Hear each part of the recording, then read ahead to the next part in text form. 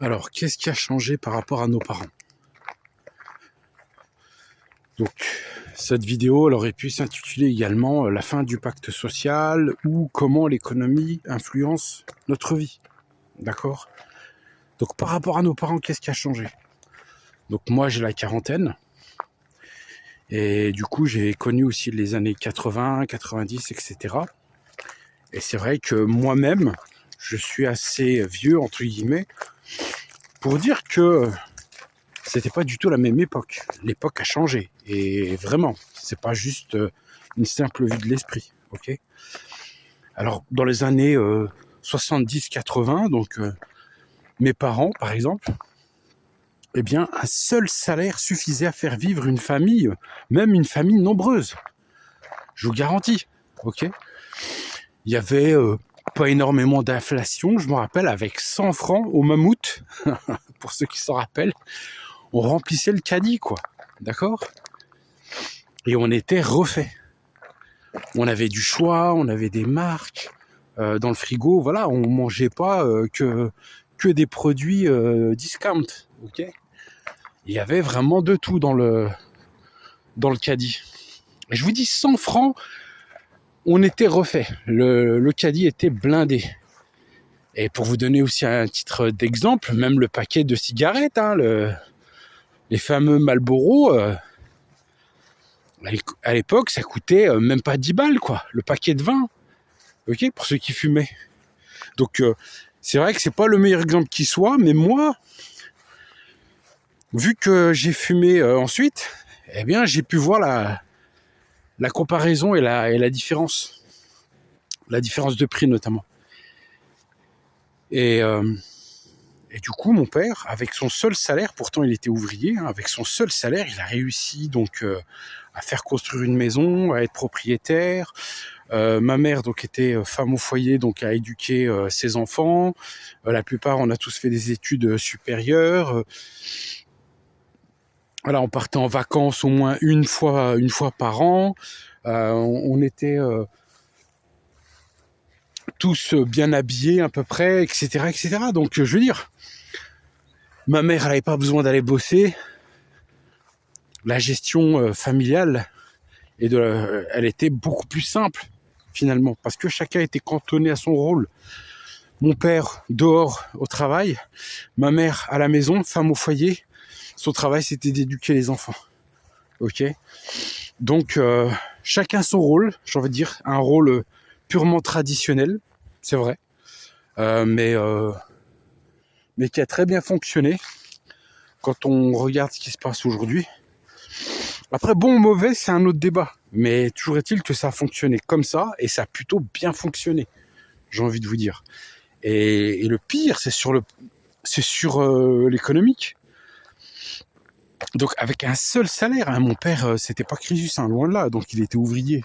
Pour vous dire, hein, je me rappelle, les salaires, c'était 6 000 francs, quoi, 6 000, 7 000 francs. Donc, faites la conversion en euros, ça fait quoi? Ça fait 1000 balles, quoi, 1000 euros, d'accord? Et bien, avec tout ça, eh bien, on a réussi à vivre, ok, et à vivre dignement, et à vivre bien, et à être pleinement heureux. Il avait acheté donc une maison 85 000 euros de l'époque, donc 500 000 francs, on va dire. Voilà. Donc pavillon avec jardin, on avait un potager, balançoire. Donc je vous dis la totale. Et on était refait. D'accord? Donc si on doit comparer aujourd'hui avec l'époque actuelle, la même maison, elle a affiché à 250 voire 300 000 euros. Ok? Et encore, hein, je vous parle de ça uniquement en province. Ok? Si vous êtes dans d'autres secteurs plus recherchés, vous pouvez rajouter 50 000 euros facile. Voilà. Donc, tout ça pour vous dire que oui, il n'y a pas que le changement du franc, le passage du franc à l'euro qui a changé. Et le coût de la vie, quoi. C'est le coût de la vie qui a, je sais pas, qui a fait x10, j'ai l'impression. Et les salaires, je veux dire, ils ont pas plus progressé que ça, en fait. Ils n'ont pas suivi la courbe, en fait. Donc là, on s'est fait douiller. Clairement, il y a une douille quelque part. Il y a des choses qu'on ne nous a pas expliquées. En fait, au basculement au passage du franc à l'euro, il y a eu un loupé. Déjà, d'un point de vue pédagogie, soit on nous a raconté des cracks, clairement, mais en tout cas, quand vous voyez, vous faites la comparaison avec vos parents, eux, ils ont acheté une maison, 80 000 euros, vous payez la même maison, 300 000, c'est quasiment x4, quoi. Ok? Donc, c'est énorme, et x4 en euros. Ok? En euros. Pas en francs français, en euros. Ok, s'il vous plaît. Ok? Donc, c'est énorme. C'est énorme. La différence, elle est monumentale. D'accord? Et vous voyez aujourd'hui l'inflation sur les produits de base, quoi. Je veux dire, sur les produits alimentaires, sur le gazole, sur les assurances, sur le coût du logement à la location, sur le prix des voitures, tout. Comment dire, l'éducation des enfants, l'école, etc. Donc c'est en fait tout à fait x10, quoi. Si je dois synthétiser, c'est à peu près ça, quoi. Tout à fait x10, ok? Voilà. Donc, vous voyez bien, cause-conséquence, un seul salaire en France ne suffit plus. D'accord? À part si vous touchez entre 5 000 et 7 000 balles, bon bah là, votre dame, si elle veut pas bosser, il n'y a pas de souci, hein. Elle s'occuper des maisons, s'occuper, on va dire, du foyer, des enfants, etc. Libre à elle, hein. Je veux dire, c'est un choix de vie, hein. Après, ça peut être aussi la femme qui peut gagner ce salaire et le mari qui reste à la maison s'occuper des enfants ou faire autre chose, du jardinage, faire du bénévolat, etc. Il y a X plans de vie, d'accord? Moi, je suis pas là en train de vous dire il faut vivre comme ça, etc., etc. Moi, ce que je suis en train de vous expliquer, en tout cas j'essaye, c'est des choses factuelles sur l'économie, ok, sur les prix, sur l'indice de prix, sur les coûts et le coût de la vie notamment, ok, par rapport à une époque, l'époque de nos parents. Je vous parle pas de nos grands-parents, hein, nos parents, ok, 70-80 pour moi et 2026, d'accord, voilà. Moi j'ai des enfants, etc. Donc je peux vous garantir que c'est pas du tout le même rapport, ok? Voilà. Et je suis aussi propriétaire, je peux vous dire que l'immobilier c'est pas donné, hein. C'est pas le prix, c'est pas 80 000 balles, non. Non, faut oublier. Donc du coup, vous aurez compris qu'un seul salaire ne suffit plus. Donc, votre dame, elle doit aller bosser, ok? Donc, 2 salaires pour pouvoir joindre les deux bouts aujourd'hui. Vous voyez le gap? Vous voyez la différence entre nous et nos parents? Eux, un seul salaire était suffisant pour couvrir tous les frais. Et même vous envoyer en vacances à la bien. Et tout le monde était refait. Ok? Donc logé, nourri, logé, blanchi. Voilà. Et même, voilà, un petit peu d'évasion, etc. Les extras, les cadeaux, Noël, les anniversaires, j'en passais les meilleurs, les fringues, etc. Avec un seul salaire, bordel de merde. Non mais franchement, c'est juste moi-même d'en parler, ça me choque. Ok? Aujourd'hui, c'est juste impensable. C'est mathématiquement infaisable. Donc du coup, votre dame, elle doit bosser. C'est devenu limite une obligation. Si vous-même vous ramenez pas 5000 balles, votre dame, elle doit bosser. Donc du coup, ça fait l'homme et la femme qui doivent bosser. Ok? Donc, vous voulez faire des enfants? Très bien. Par contre, la question qui vient tout de suite, c'est qui va s'en occuper? Qui va élever vos gosses? Qui va les garder? Qui va les amener à l'école? Qui va les nourrir pendant votre absence? Hein? Ok? Qui va les garder? D'autant plus que vous n'êtes pas censé savoir, notamment actuellement, là, il y a des scandales au niveau des crèches, périscolaires, etc. Ok? Par rapport aux enfants, par rapport à la garde des enfants.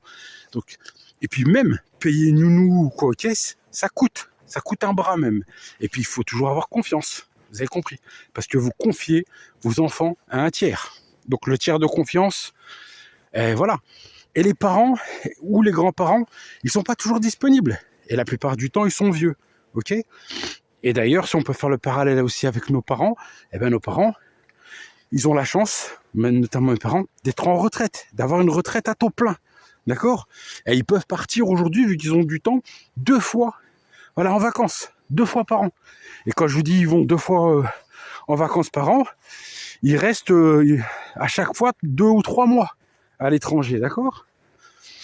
Parce qu'ils ont le temps.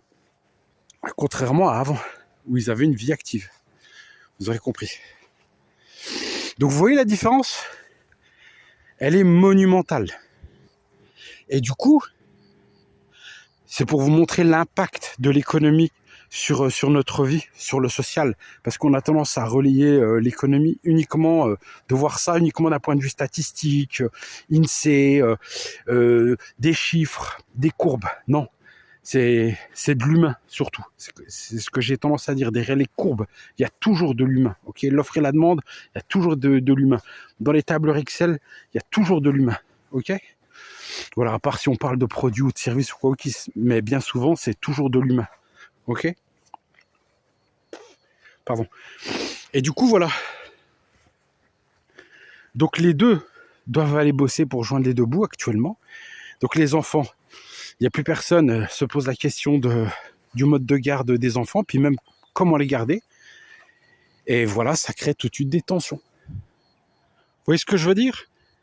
Tout de suite, l'économique, comment il impacte votre chaîne de vie, direct. Voilà. Donc, tout le monde se renvoie la balle. Moi, je le vois, hein, et je l'ai vécu. Hein. Qui va garder les gosses? Qui va aller travailler? Toi, tu gagnes plus? C'est comment? Ok, on tire à la courte paille. Voilà. Et là, tout de suite, tension. Le logement, le prix du logement, tension aussi. Comment on fait pour payer le loyer? Le loyer, il a fait x4. Dans certains endroits, vous payez 1000 € une studette. On fait comment? Ok? Vous vous retrouvez au chômage, vous êtes malade, il n'y a plus le moyen d'aller bosser, vous faites comment? D'accord? Etc., etc. Donc vous voyez bien que l'économie, le coût de la vie étant devenu ce qu'il est, c'est-à-dire il a flambé, on parle d'inflation, ce que vous voulez, mais pour moi c'est des prix qui ont flambé, clairement, en l'espace de 30, 40 ans, même plus. Allez, on va dire, ouais, presque 50 ans. Donc les prix ont fait x10. Ok? Donc, comment faire? Comment faire quand votre salaire il ne suit pas justement la courbe du niveau de la vie aussi élevé, quoi. C'est un niveau de dingue, quoi. Je veux dire, en Occident, notamment en France. Voilà. Et tout ça, forcément, ça a une répercussion sur votre couple. Voilà. In fine, c'est ça. On parle de prix, on parle de chiffres, et in fine, ça débouche sur quoi? Sur de la pression sur le couple. Sur de la galère pour gérer la famille, pour gérer les enfants, et bien souvent des conflits, du divorce, des larmes, etc. Vous voyez un petit peu le cheminement? Tout ça pour ça. Ça plus ça engendre des conflits. Et du coup, l'homme et la femme, ils ont tendance à se perdre dans tout ça. Et oui, parce que déjà, ils passent leur vie au boulot, donc ça fait... il y a moins de temps, on va dire, pour échanger, pour se voir. Il y en a même des fois, ils se croisent. Hein. Un qui enquille le matin, l'autre qui enquille le soir. C'est les 3-8 à la maison. D'accord? Et les enfants au milieu. Donc vous voyez bien, la pression moderne sur le couple, sur la famille moderne, elle est immense par rapport à nos parents. Avant, la place du père, elle était centrale. Et il était le seul pourvoyeur de la famille. Et par son travail, c'était largement suffisant à faire vivre toute une famille de 5. Largement. Même en étant ouvrier, hein, je vous jure. Hein. Je ne parle même pas d'être cadre sup. Hein. Ouvrier, ce qui a été notre cas. Ok ? Et on a pu réaliser un rêve, hein, être propriétaire, avoir un pavillon, une maison individuelle, un grand jardin, balançoire, etc. La petite maison dans la prairie. Ok? Et ça, mon père, avec un seul salaire, il a pu le faire. Et du coup, ma mère, pardon, elle était femme au foyer. D'accord? Et elle nous gardait. C'était ça son travail. Et ça se passait très très bien comme ça. Et ils ont jamais eu de tension entre eux. Bien entendu qu'il y a toujours des tensions dans le couple. C'est pas, la vie n'est pas un long fleuve tranquille, hein, c'est ce qu'on dit. Hein. Il y a toujours des hauts, des bas, etc.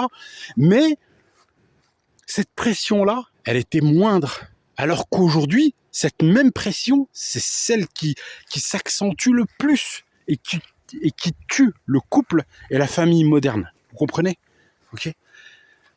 Voilà. Il faut ramener un tel niveau de revenu, il faut avoir un tel niveau de revenu aujourd'hui pour pouvoir joindre les deux bouts, que la pression qui est mise sur le couple moderne, elle est immense. Et au final, eh ben, le couple lâche, le couple clash, ok, et les enfants avec. Voilà. Alors tout ça pour vous dire que le pacte social, bien entendu, il est rompu. Hein. Ça, c'est un secret de polichinelle. D'ailleurs, on peut même parler, je parlais des retraites tout à l'heure, nous, je pense qu'on peut se brosser, hein, clairement. Ok, on est vraiment pas prêt à la voir, hein, cette fichue retraite, et on avance à chaque fois l'âge de la retraite.